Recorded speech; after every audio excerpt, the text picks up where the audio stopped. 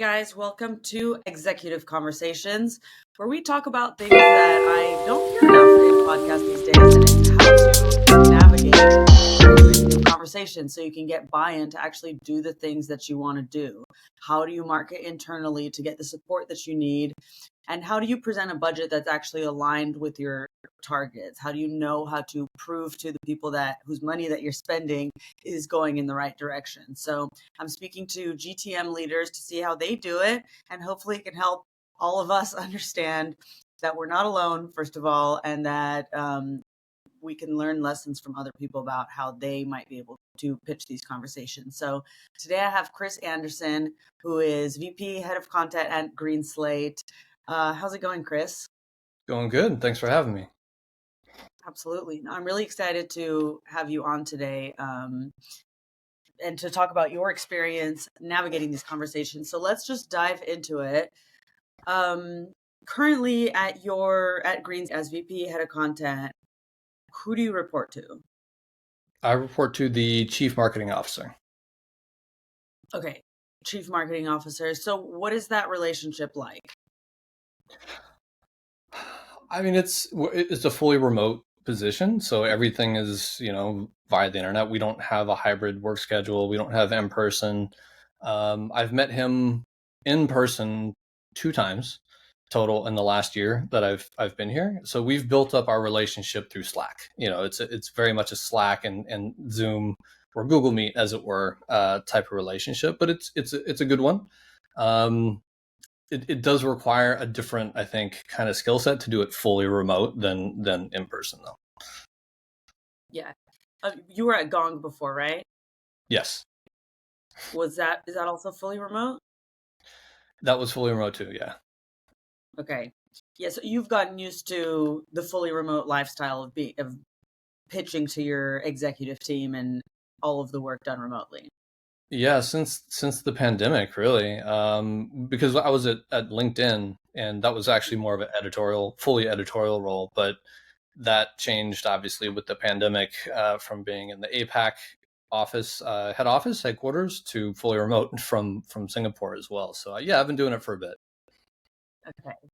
Nice. All right. So walk me through, if you didn't have to report to the CMO. So let's say you didn't have to prove anything or say like, here's how it's going to work, and you could do whatever you wanted. How would the work that you're doing be different from what you're doing now? Oh, Bill, if you're listening to this, all the respect to you, sir. I mean, it would be different. I think that's just the nature of individualism and having that creativity, is that when you have your own way of doing something, it's going to be different, right? Like it just is. Whether or not I'm reporting to him or somebody else or whoever, right? Like there are different dynamics that are involved. But yes, it would be different if I was not reporting to him and just had my own thing. But I think that the value of it comes from him having done it for so long, right? Like he's been in this in his role for 7 years and in the entertainment industry for a long time, right? So he has a knowledge base that I don't have coming into this. So for me, like, yes, I would do it different, but I respect his experience and I respect what he's done very much. So I take that into account with everything that I do on my side. It's like, okay, I have a unique take on something, but he has the industry knowledge. He has all of this stuff. So for me, it's really leaning into that, and trying to find that middle ground between, okay, here's the fresh new idea, and here's what that you can bring into that idea, and trying to have those conversations with him to elevate and explain what it is that I want to do. Mm-hmm. So the ideas that I guess you're like, okay, I'm going to pitch this kind of plan that we're going to do this new content initiative. And then he's been working in the industry for a while. And then he says, this wouldn't work for the industry, or this would work. This is a good idea. When you're pitching to him, what kind of data, or how are you presenting your ideas to see if it's, because I guess if he has a lot of industry experience, you have to provide, I don't know, interviews, qualitative data, or I'm just curious to how you would pitch those. I mean, a lot of it, because I've been at my position for a year now, but I've also been doing content and this stuff for a very long time myself. Is based on like, okay, if I worked at LinkedIn for 2 years and I've done all this stuff at LinkedIn, I have a pretty good sense of what it takes to actually do content on LinkedIn. I have a pretty good base of prior data that I could pull in from other jobs to support my argument if I say that, hey, LinkedIn is the platform that we want to focus on. So I'll build up that case. I'll build up that argument with examples of other campaigns that may have been done or other pieces of content that I know have worked and that I've saved the data for. So I think that's actually a really good point, because the experience that you gain throughout your career, like save that data, save those results if you change jobs, because you never know when you're going to have to point to them again. Obviously, as long as they're not proprietary, and you don't have like an NDA that you're going to get in trouble for, or you're going to steal information from your old company, but you have that base data in your head at the very least, or you have notes from things that you've done at the very least. It's like interviewing for a job. You don't come into a job interview without having those proof points, right? It's the same thing when you're trying to pitch to your boss or to your executive leadership an idea. Like, you've got to be able to support that. So I'll draw from my history. I'll draw from past campaigns that I've done with him, and then try to incorporate what he wants into that.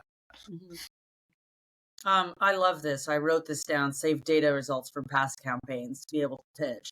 So my next question for you would be, I mean, Gong and LinkedIn are both very different from payroll for the entertainment industry. So if Yep. you're to pull something that worked from there, what do you do to show that it's going to work for GreenSlate? Yeah, so there's certain principles, I think, depending on the channel that you're working with, that carry over. You have something that's engaging, you have personality, you have specific audience demographics that you're trying to hit or reach out to.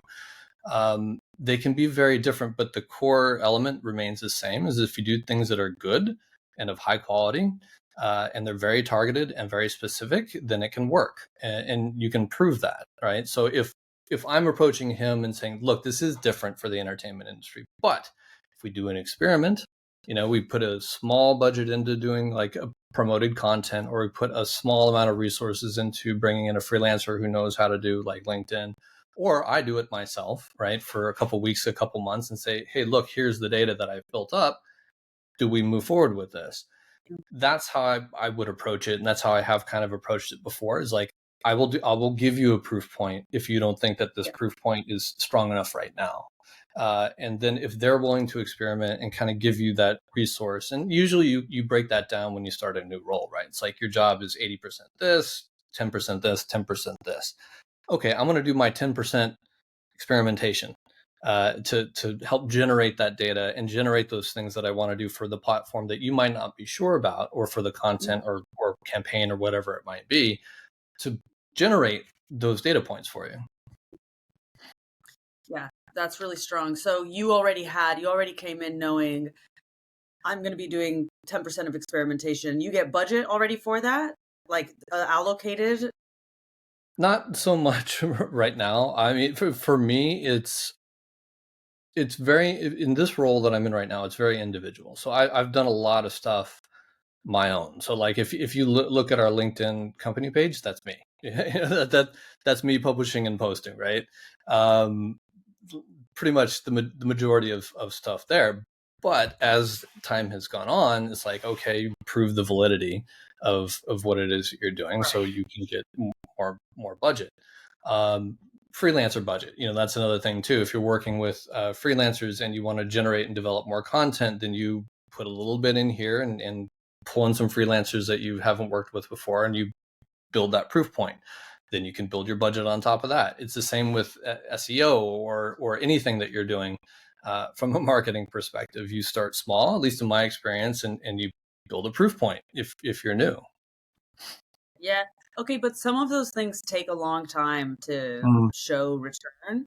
So how would you show the proof point for something that possibly, to, like even ads, for example, to do well, to get a good return, you do need a big initial investment to get the data, to test the market, the audience, to test the messaging.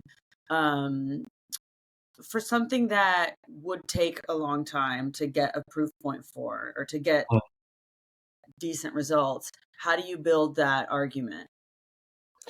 Is I it mean, just you got to build longer? the case. Yeah, I mean, you build the case around research. So you have the basis of like maybe prior experience or whatever you're bringing into. Like I'm going to use LinkedIn as an example for me because I had that. But if you need more, if it's going to be a year or 2 year long thing and time and investment are going into that, you need to do the audience research. You have to come back with the data on the platform around who it is you're trying to hit, right? So if you have, for example, I don't know, maybe 80,000, production accountants on LinkedIn, how many of them are actually engaged? How many can you actually reach with what it is that you're trying to do? How are you going to reach those people? What's going to be the return when you do reach them? Is it going to convert into qualified leads? Is it going to build up engagement to where you're going to get brand visibility? Like factoring all those things in together and then putting that into a pitch deck that's very easy to consume and very easy to read and doesn't take a lot of time. I think that's important too. Like if I give like a presentation that's 20 pages long, like nobody wants to read that. They just want to see like, okay, we invest A, we're going to get B out of this, and here's why, and here's the support for it. I don't know if that kind of answer your question a bit. Yeah, it does. I find it so, because this is the tricky part when pitching, because this is also what we're all taught, right? A CEO is like 5 slides maximum, or they're clocked out. But at the same time, I'm curious to understand how, if I say, if you invest X, then you're going to get Y. I feel like there are still questions. How do you prove within so few slides, or not prove, because it's still a hypothesis, it's still an assumption based on data, an informed assumption, but um, it's not proven yet. But what is it that you include to show all the data research that you've done? Because you probably are way in the weeds on it. You probably have done what you could fill 20 pages with, but you decide to condense it into 4. How do you choose what to put in there? And does it change if it's a CEO or a CFO or a board member? Yeah, I think it does. I mean, a board member wants to see the larger impacts of the business. They want to see the top level of things. So what I would put in for a board meeting would be much different than like a monthly report for my CMO. And also in working with my CMO or my direct whoever I'm reporting up to, CEO, CMO, whoever, VP of content. I'm usually going to work with them anyway on like what should go to the board, right? Like it's hardly ever an individual thing when you're reporting up to that level, at least in my experience. When I've worked directly with the CEO before and we're reporting to the board, I'm sitting down with him for a couple hours and we're knocking that out together, like what's going to go to the board. So I'm very much, it's a partnership there. And if I was doing it alone, it would be much more difficult. So I would even say that like, if you do have the task of doing that alone, like I'm not going to say don't, but if you have the opportunity to bring in a peer, to help support or to help give you that other feedback that you might not be considering, do it. It will bring a lot of value to that pitch. Yeah, that is really helpful. So when you are pitching, if you have to pitch to the board, then you actually work with the CEO and the CMO. And then Yeah, if you're pitching to the CMO, who do you work with? that's myself. Yeah, I'm working with myself, or not necessarily true. Like if it's for like an email newsletter campaign. And we have the marketing coordinator on the team. I'm working with her to pull in the data from like the newsletter or get her insights on how successful campaigns have been in the past, right? Like for where she's worked before, where she's worked at GreenSlate, I'm working with her to help kind of build that case as much as possible. So I guess it is true. I still do that. I still do that now. What would you say has been the most difficult idea for you to get across or for you to actually get done? There, you know what? There's always a difficult idea to get across. Not just in like my current role. For me, it's been interesting because in my career, I've done many different things with many different audiences. You know, I've currently I'm working out trying to reach production accountants and entertainment finance professionals and executives and producers, right? But before that, it was sales professionals at Gong, and before that, it was people, at LinkedIn, that whole user base of LinkedIn around careers. Before that, it was bankers and finance. Before that, it was esports. Before that, it was like polls and quizzes, and then like B2C and media. So there was always an idea, no matter what you're working on, that will be new, that you have to get across. And for me, I think the challenge has always been I'm coming into things with fresh eyes that maybe some people don't have, right? Like if somebody's been working in the entertainment industry for 10 years or 20 years, they're very focused and lasered in on that space. Maybe they're not seeing all the things that are happening in other spaces. Maybe they're not seeing like, oh, how are other folks reaching out to sales professionals, right? Like at Gong, like the whole theme was reaching sales professionals. But in any industry or B2B especially, you're pitching your product, right? Like you're trying to get it out there to other sales teams in a lot of ways, and you have to be able to communicate that. So I'm trying to pull those threads from prior experience and inject them into whatever it is that I'm doing. So I'm looking at LinkedIn from my past LinkedIn experience in that audience. I'm looking at like, okay, sales professionals from Gong and poking the bear, in the entertainment space. Like nobody is doing this, right? Like this is a niche that we can fill. Let's try it out and let's test it.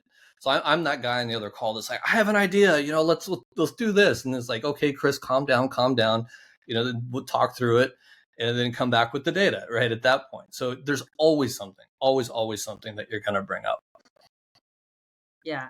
So you pitch first, you pitch ideas, and then if they say, yes, this one looks good, then you go and get the data. You don't come with a fully formed plan. I do both. It's organic sometimes because I think, as you know, when you're in a meeting with somebody or in a conversation, things come up, right? Like they pop up. Yeah. You're reviewing a email campaign. You're reviewing like, the latest qualified leads that are coming through. And it's like, what if we did this? What if we did that? And then you pull those threads and say, all right, I'm going to look into this. I'm going to come back with more. And then you do. But the point here is that like they can come from anywhere. And if you're willing to take that idea and then bring it back around with data to support it, like don't hold those back. Like bring those conversations up. You never know when your leadership is going, I didn't think about that. I hadn't thought about that. That's interesting. Come back to me, Really good ideas here. Do you have, so you mentioned that you have a percentage for like experimentation versus standard business as usual. Do you have also a breakdown for like long-term versus short-term initiatives that you can take? Yeah, I mean, yes, it's been an interesting year for entertainment because of like the strikes. So and with what I'm doing right now, a lot of what we do is dependent upon like productions, right? So if things are in production, then we're making money as a company, and the strike, the writer strike and the actor strike, like just turned everything on its head. So thinking long term has been very difficult for like this last year in entertainment. So I haven't been looking long term so much, but looking at what can we do right now while the business and the industry is kind of figuring stuff out, right? So once we start to see those signs of like, oh, okay, this is the direction and productions are picking back up in this way, you can start to look more long term, right?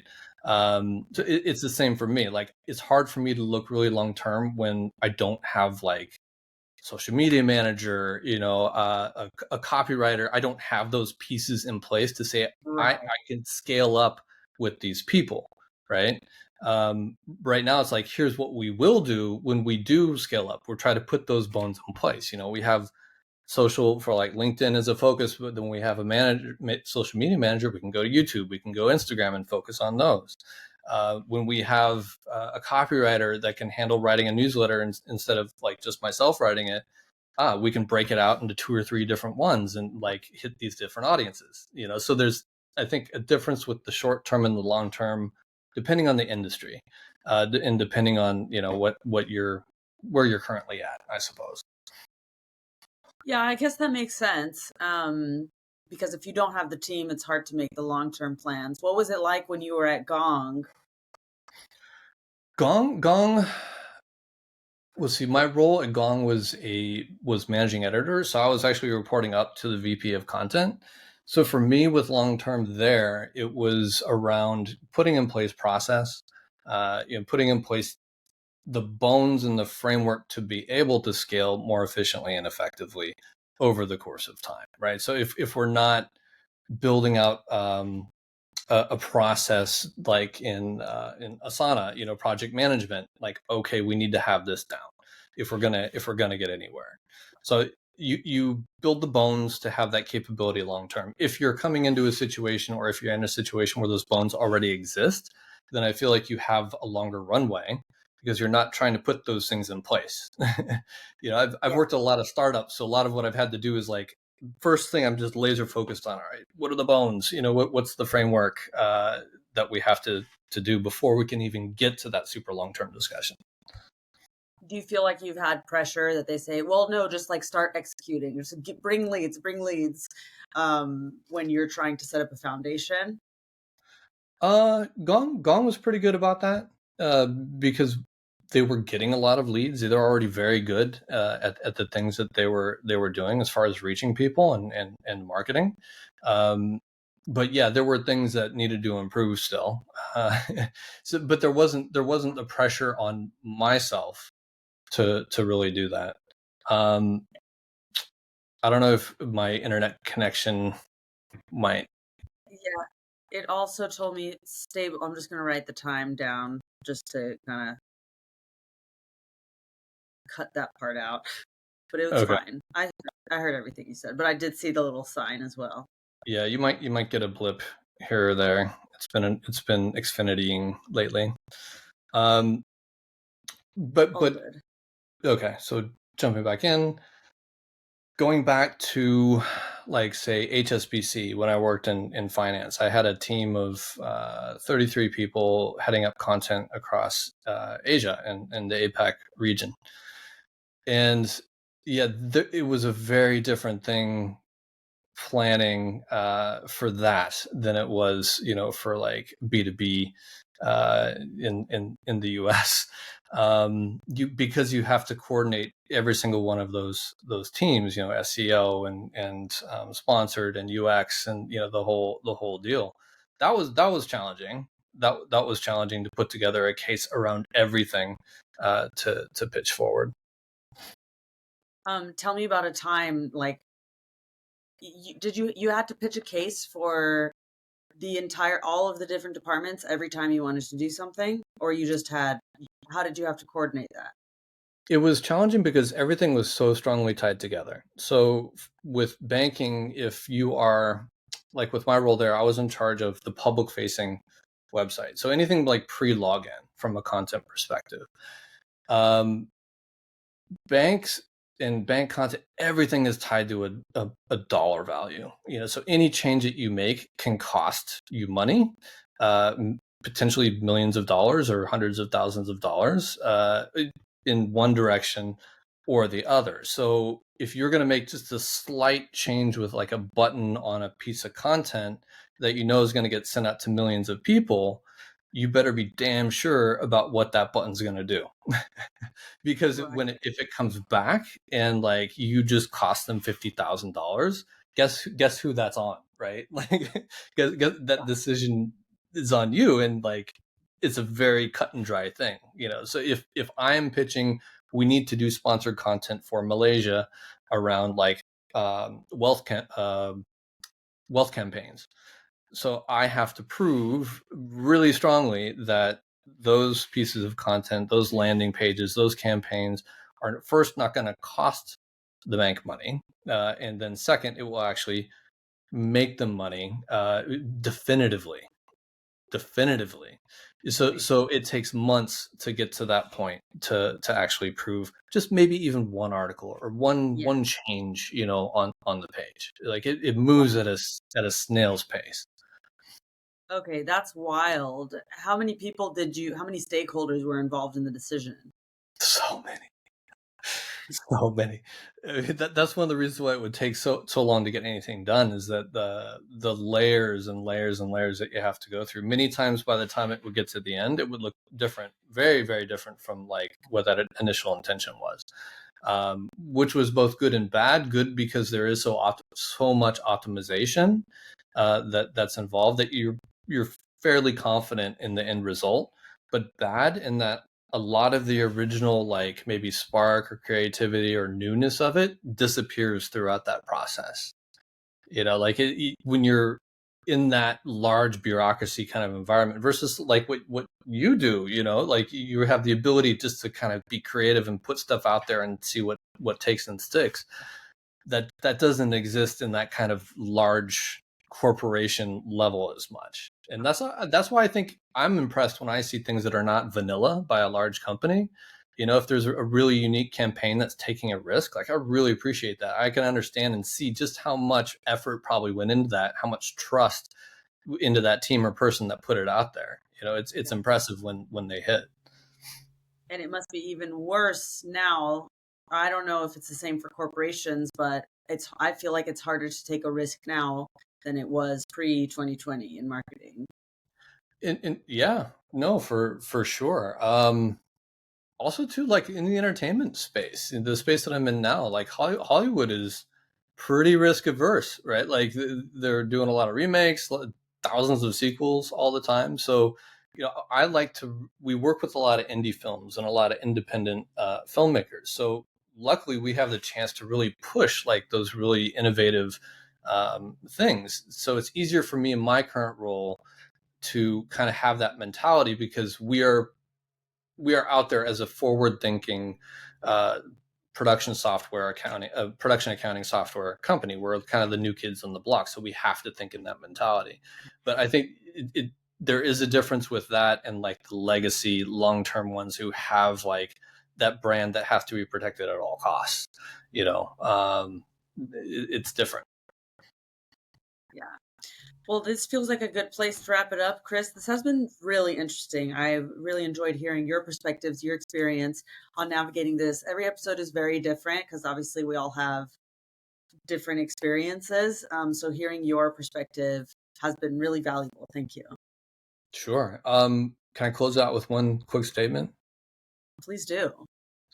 Yeah, take risks. Don't be shy. Is my biggest piece of advice. Throw every idea against the wall. You never know what's going to stick. When you're speaking to executives and C-suite and whatnot, they're people too. They're humans. Everybody has a trigger that you can kind of feed into and pull into. Find out what those triggers are and appeal to them.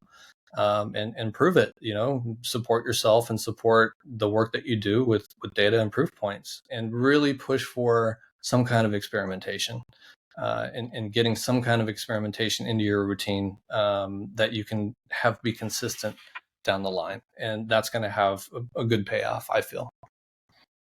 Love it. Thank you for sharing that.